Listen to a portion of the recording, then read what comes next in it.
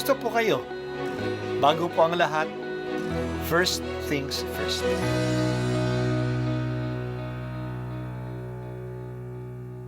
Good morning po.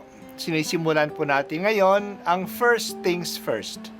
At dito po, tinatalakay natin sa unang bahagi ng umaga natin ay ang first readings na binabasa po sa banal na misa.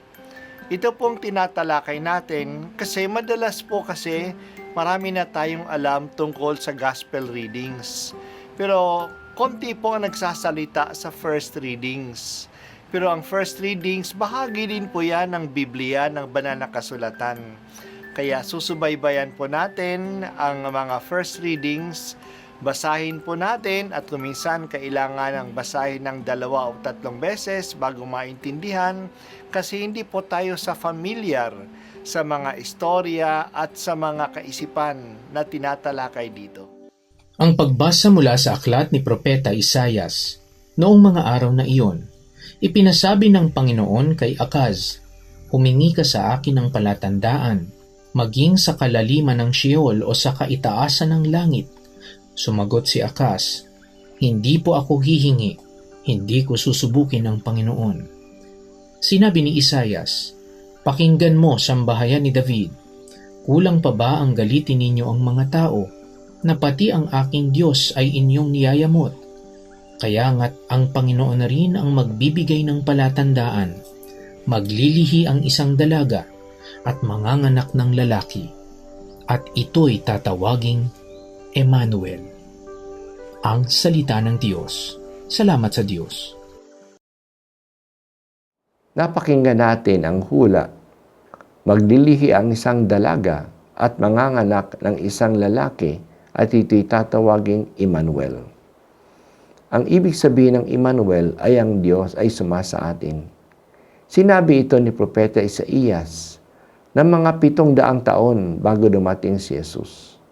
Sinabi niya ito kay Haring Akas na ayaw maniwala na ililigtas ng Diyos ang Jerusalem laban sa pagsasalakay ng mga kaaway.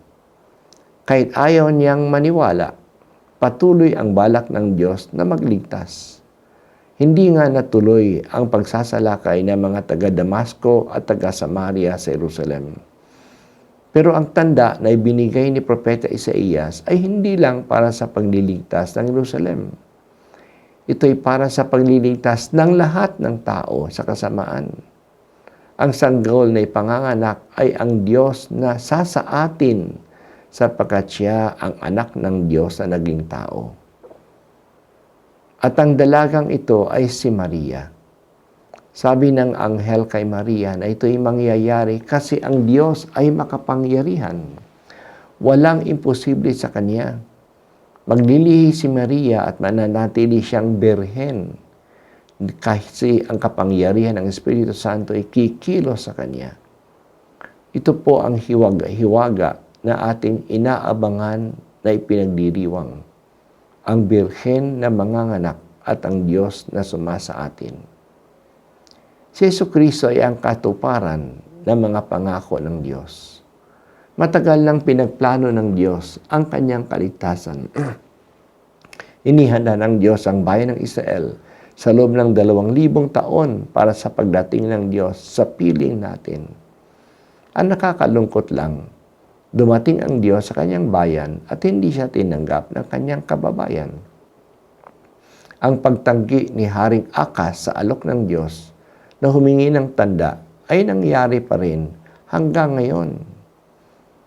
Marami ang mga tumatanggi sa alok ng kaligtasan kahit na sa panahon ng Kapaskuhan.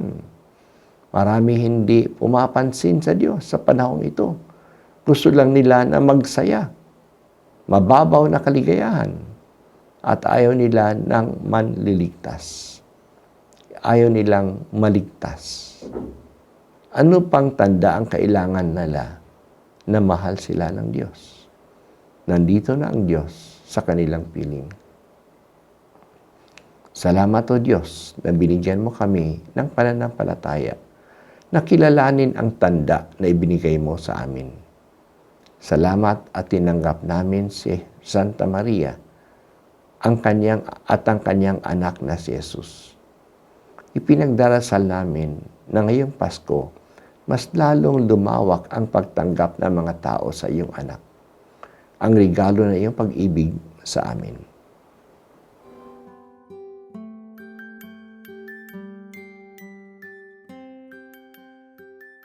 At ako po ay si Bishop Broderick Pabilio dito sa First Things First.